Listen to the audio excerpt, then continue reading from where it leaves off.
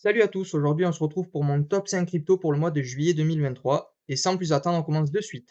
Donc la première que j'ai choisie c'est Polygon Matic. Bon ça paraît assez évident mais le cours actuel de Polygon Matic c'est aberrant à quel point il est accessible, il est très très faible. Et c'est pour quelqu'un qui veut investir dans du long ou moyen terme c'est très très intéressant. On est en dessous du dollar, faut pas réfléchir, en dessous du dollar c'est forcément intéressant. Ensuite on remarque une deuxième chose, ici, le 10 juillet 2023, on a atteint un bottom des 0,51, 0,52. Si vous regardez bien, c'est quasiment chirurgical. C'est exactement le même cours qu'au bottom précédent de juillet 2022. Donc, sur un an, on a eu un test d'un double bottom et le retest est très bien passé puisque la réaction a été quasi immédiate. On peut remarquer qu'avec la plupart des ordres d'achat qui ont été mis en place, la mèche a été de suite rachetée et on est très vite remonté aux 0,60. Deuxième chose intéressante, et pas des moindres, c'est les structures bullish qui se mettent en place. Ce style de forme, et on va zoomer un peu pour voir tout ça, ce style de forme-là, c'est des structures très appréciables qui sont bullish. Pourquoi? Parce qu'on fait des hauts de plus en plus hauts et on fait des bas de plus en plus hauts. Donc une suite de structures ascendantes. Ça, pour le coup, c'est favorable à une reprise haussière. Cependant, il y a une chose à ne pas sous-estimer que j'ai identifiée, c'est cette importante structure baissière. Hop, comme vous pouvez voir ici.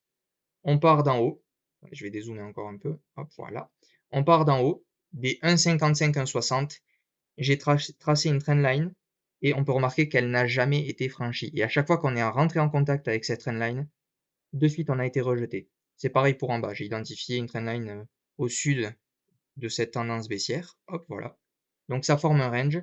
Donc on a deux scénarios possibles. Le premier, plutôt optimiste, en tout cas assez réaliste selon moi, ce serait qu'on franchit cette trendline, qu'on rebondisse sur la moyenne 50, ce qui est très probable, qu'on fasse un pullback, qu'on s'appuie et qu'on reparte. Direction la prochaine moyenne mobile, qui serait la moyenne mobile des 100 semaines. Et on serait déjà quasiment au 0,90. Second scénario, beaucoup moins optimiste pour le coup, et qui n'est pas impossible, on franchit cette trendline, on se fait rejeter, on fait un double top, hop, M-top, ce qui est très bearish dans l'analyse graphique, et on part direction sud pour retester cette trendline baissière. Si vous voyez déjà pour commencer qu'on recasse ce petit plus bas et qu'ensuite on va recasser celui-ci aussi, là pour le coup c'est bearish. Là il faut s'attendre à une correction. Deuxième chose, le RSI. Le RSI, ici il était très intéressant en dessous des 30, c'est là où on a touché le retest du bottom à 0,50. C'était un cours super intéressant pour acheter. Maintenant je me méfie malgré tout, parce que même si sur le long terme c'est très intéressant d'acheter du Polygon Matic à 0,70, il faut quand même regarder qu'on est en zone morte. Et la zone morte, elle est traître parce qu'elle peut très bien partir au nord, on casse, scénario positif, on reva tester la moyenne des 100 semaines à 0,90, c'est bullish, c'est reparti, début tendance haussière et on continue avec des hauts de plus en plus hauts comme ceci, tac, tac, etc. Donc structure bullish. Ou à l'inverse, on fait des bas de plus en plus bas, on casse celui-ci et celui-ci. Le RSI repart au sud, on a un M-top, et là pour le coup c'est vraiment bearish, mais c'est pas une mauvaise chose, il faut pas le subir comme une grosse défaite ou une perte ou quoi que ce soit. Il suffit de saisir ça comme une opportunité de recharger une énième fois. Parce que si vous regardez bien, attendez je vais sortir de là, voilà. Si vous regardez bien, on a touché que 2 fois quasiment le RSI à 30 pour Polygon Matic en un an, plus d'un an. Donc c'est vraiment, c'est des occasions à saisir, hein. Pour une crypto qui est dans le top 20, qui a vraiment un avenir, il continue à être productif, à faire des innovations, à faire des partenariats, etc. Même avec le secteur NFT, il y a des cryptos qui ont préféré aller chez Matic que chez Ethereum, par exemple, pour structurer des projets. Donc vraiment, Polygon Matic, très intéressant. Donc moi, c'était ma première crypto du top 5. Un RSI à surveiller, un range plutôt baissier, mais un retest double du bottom, donc des cours très intéressants. Seconde crypto, Atom Cosmos. Atom Cosmos, c'est simple, on est exactement dans la même situation. C'est-à-dire un range baissier que j'ai identifié depuis la même période, février 2023. On n'arrive pas à franchir cette trendline qui est baissière. Idem pour ici. On a fait un retest du dernier bottom. Hop, on est à 7,3. Ici, on est à 7,3. Oh, on est en juillet 2022 comme Polygon Matic, comme c'est curieux. C'est chirurgical, c'est impressionnant. Et comme Polygon Matic, on va aller ici D'ailleurs, on peut voir quand même qu'il est un peu en avance par rapport à Polygon Matic. Il a déjà essayé de franchir la moyenne 50, les 50 semaines annuelles. Le problème, c'est qu'il s'est fait rejeter. Et là, il va falloir surveiller parce que ou on la reprend comme ça, on redescend et on refait un M-top, comme pour Polygon Matic. Et ça, pour le coup, comme je vous ai dit juste avant, c'est bearish, on descend. Ou à l'inverse, c'était une fausse alerte, c'était juste un simple pullback, et on repart de plus belle pour tester la moyenne 100 des 100 dernières semaines. Et là, pour le coup, on continue cette suite ascendante de plus bas de plus en plus haut et de plus haut de plus en plus haut. Deuxième chose, là aussi, le RSI est en zone morte, donc il faut également le surveiller. En fait, c'est simple, ce que vous appliquez sur Polygon Matic, vous pouvez l'appliquer sur Atom Cosmos. Pareil, retest du bottom, range baissier, tendance baissière, mais léger signe de reprise haussière. Donc là, c'est à surveiller. Et c'est pareil, hein, pour un token comme Atom Cosmos sur lequel se construisent énormément de projets, je rappelle quand même que Binance est monté sur un Cosmos SDK, que c'est quand même, par rapport à Polkadot, une crypto beaucoup plus novatrice et efficace, je trouve, en tout cas plus prometteuse selon moi, et plus active même sur les graphes, hein, on le voit.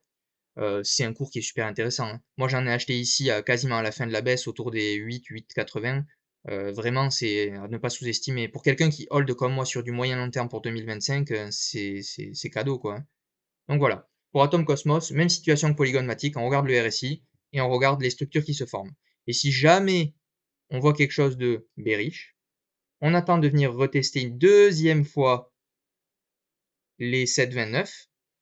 On a un W daily voire weekly. Ça pareil, c'est bullish et on repart, etc. Ça, ce serait quelque chose à voir, voire même de plus intéressant, ça permettrait de recharger une deuxième fois, d'avoir une nouvelle opportunité pour acquérir des tokens Atom Cosmos pour pas cher et pouvoir accumuler, recharger, etc. Donc voilà, ma deuxième crypto, c'était Atom Cosmos. La troisième, j'en ai déjà parlé précédemment plus en détail dans une autre vidéo pour le coup, c'est Appcoin. Appcoin, c'est un peu plus compliqué. Pourquoi? Parce qu'on est sur une tendance baissière très très importante, très forte. On a tapé les plus bas historiques précédemment et on les a creusés encore plus bas une semaine plus tard. Et c'est un token qui est noyé dans les polémiques. J'ai regardé le NFT en partenariat avec Justin Bieber qui se vendait 1,2 million. Aujourd'hui, il coûte que 50 000 $. C'est déjà énorme. Mais en réalité, il a perdu 95% de sa capitalisation.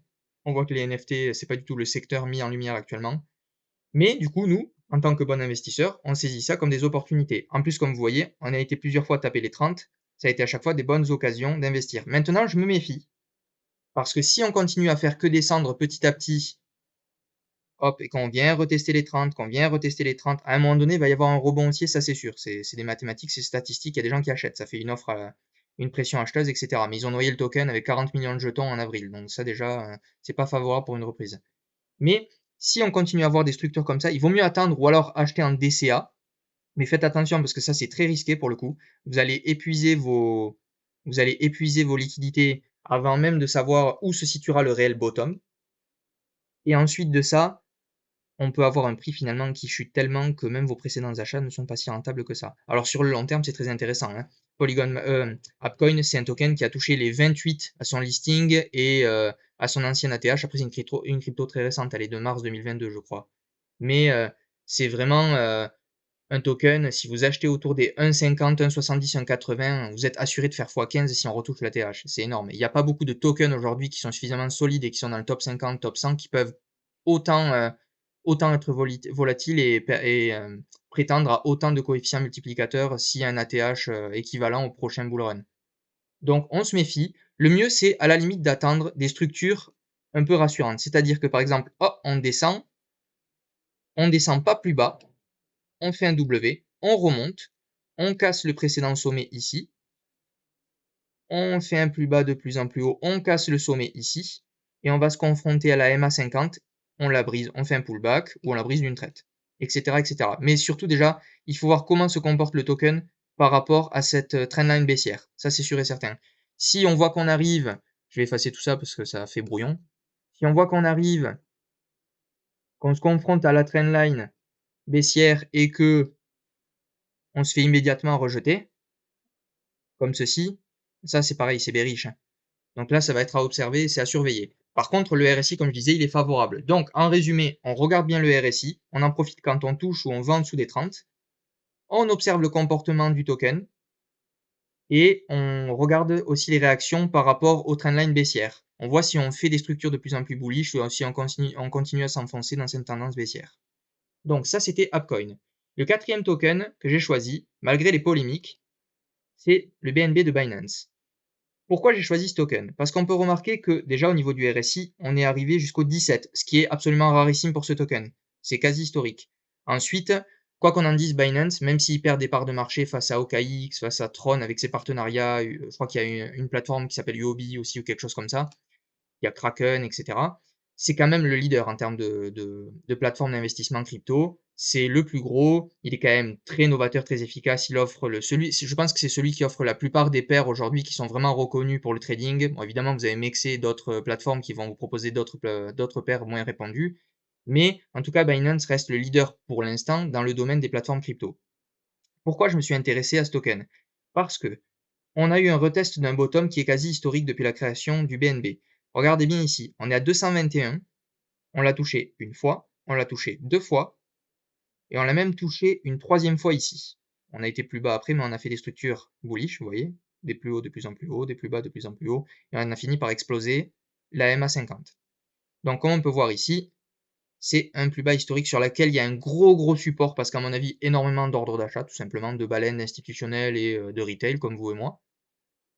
Du coup, j'ai estimé que c'était le RSI est parti, au revoir le RSI. J'ai estimé que c'était très intéressant comme opportunité d'achat d'accumuler du BNB puisque c'est, à mon avis personnellement, un token qui, au prochain bull run, si la plateforme continue à prospérer, si les polémiques finissent par se calmer et tout reprend à la normale, c'est pour moi un token qui va faire bon, des structures haussières comme toutes les autres que je vous ai montrées précédemment l'année dernière. Mais c'est surtout un token qui va aisément réatteindre déjà les 350, mais je crois que son ancien ATH était autour des 7 ou 800 $. Donc on est déjà sur un potentiel x3, voire x4 si on atteint les 1000 $. Donc, BNB pour résumer, un triple bottom, un RSI très intéressant même s'il a disparu, et à surveiller puisque là on est plutôt dans un range. On n'est plus dans une... je vais effacer pour qu'on s'y retrouve un peu mieux. On n'est plus dans une... il veut pas. On n'est plus dans une tendance réellement baissière, mais on est plutôt dans un... Est-ce que c'est un bull flag? Est-ce que c'est un bear flag? Trop tôt pour dire, mais en tout cas on est dans un range, ça c'est sûr. Donc c'est à surveiller. Si on casse ce range par le nord, qu'on vient s'appuyer et qu'on repart, ça pour le coup c'est bullish. Si à l'inverse on se fait rejeter une énième fois, on fait des plus bas de plus en plus bas et on vient casser le fameux bottom des 221, là par contre c'est très mauvais. On se donne rendez-vous beaucoup plus bas, comme ici. Donc voilà. Le cinquième et dernier token, c'est un peu plus différent pour le coup, c'est Tron TRX. J'en ai pas acheté et c'est vrai que j'ai voulu en acheter, je regrette un peu. Je n'ai plus le RSI, ce qui me dérange pour le coup, on va aller le chercher de suite. Comme ça vous montrera comment on fait. RSI Relative Strength Index, vous prenez celui-ci, un RSI 14. Il s'est dédoublé, c'est pas grave, on va en supprimer un. Voilà. Pourquoi j'ai choisi Tron? Vous allez me dire, oui, mais le RSI est très élevé. Alors Tron, c'est justement pour ça que je l'ai choisi. C'est un token qui est très intéressant, qui est très haussier depuis au moins novembre 2022 par rapport aux autres. C'est un token qui se démarque, qui est surproductif. Il surperforme la plupart des tokens actuellement, au moins sur une échelle de 2 semestres, presque 3. Et j'ai remarqué les choses suivantes. On a un RSI qui a déjà tapé et dépassé bien comme il faut les 70, voire presque les 80. Il y a eu une correction très importante. Et ensuite, on peut remarquer qu'on est reparti toucher quasiment les 70. Donc, on va probablement les dépasser un court instant. Et on va resubir une correction. Ce qui fait que j'identifie un end top très important. Et ça, pour le coup, c'est bearish, comme je vous ai dit précédemment. Donc, le mieux, ce serait de faire des prises de gain à peu près ici. Comme vous pouvez voir, on remarque que la mèche est allée jusqu'au 0,085. Le mieux, c'est de caler un ordre de vente au 0,82 ou 0,83. De vendre en plusieurs fois si vous êtes vraiment optimiste. Mais moi, je vendrai quasiment tout. J'attendrai une grosse correction parce que c'est très probable. On ne peut pas toucher deux fois le RSI sans corriger réellement. Regardez ici. On avait touché le RSI. On a fini par corriger quelques semaines plus tard et on est allé beaucoup plus bas. On avait touché le RSI autour des 0,6,5. On est reparti autour des 0,5. D'ailleurs, je regrette de ne pas avoir acheté du Tron ici. C'est vraiment un Tron, c'est mon prochain projet. J'attends une correction très importante. Je mettrai très probablement un Fibonacci et je reviendrai dessus plus en détail.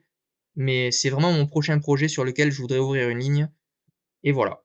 Ensuite, dernière chose à remarquer, c'est les moyennes mobiles. Parce que là, pour le coup, elles vont servir de support. Il faut regarder les réactions du comportement du token par rapport aux moyennes mobiles. Parce qu'il se peut qu'il en casse une ou deux, que le RSI retombe par exemple en zone morte autour des 50, et qu'après il ait fini sa correction, qu'il reparte. Finalement, comme il fait jusqu'à maintenant, si vous remarquez bien. Hop, des plus bas, de plus en plus haut. Des plus hauts, de plus en plus haut. Ça, tout ça, c'est un range haussier. C'est pas bien compliqué. Je vais y arriver. Tout ça, c'est un range haussier. Voilà. Donc sur ce, Tron, je dirais qu'en résumé, il me plaît bien pour une prise de gain et une attente d'une future correction pour pouvoir peut-être enfin rentrer dedans. Tron sur le long terme, bon, c'est un bon cours d'achat, les 8 centimes, 7 centimes. Mais moi, personnellement, qui suis un peu gourmand, j'aimerais bien qu'il retouche les à peu près 6, 6,5. Ah ouais, entre 6 et 6,5, pour moi, pour ouvrir une ligne, ça me paraît correct, vu le contexte. Donc, Tron pour une prise de gain et à surveiller un top et une grosse correction. BNB, surveiller les structures si elles sont bullish ou bearish. Ensuite, Upcoin, regardez, vu que c'est un bon cours d'achat, surveillez le RSI, surveillez la réaction du comportement du token par rapport aux différents événements de la semaine prochaine ou des semaines qui arrivent. Ensuite, pour ce qui est de Atom et Polygon Matic, exactement la même chose. Regardez le comportement du token vis-à-vis de la MA50 et de la trendline baissière. On regarde si on fait un pullback, comment ça réagit, et on voit pour investir. Il y en a qui attendent des structures beaucoup plus hautes et rassurantes pour investir. Moi, personnellement, je trouve que c'est beaucoup plus intéressant d'investir ici que d'attendre des pseudo-signaux. Si c'est pour attendre des tokens qui avoisinent les 60 ou 70 parce que c'est haussier pour commencer à rentrer dedans, c'est une grosse connerie pour moi. Moi, j'achète pas ce style de bougie verte. Moi, j'achète ce style de bougie rouge. Vous voyez, j'achète bas, je vends haut. Voilà. Donc sur ce, je vous souhaite à tous une bonne continuation, une bonne fin de week-end, et je vous dis à demain pour une prochaine vidéo. Je ne sais pas encore sur quelle thématique, mais ça va venir. Allez, à la prochaine. Ciao, ciao.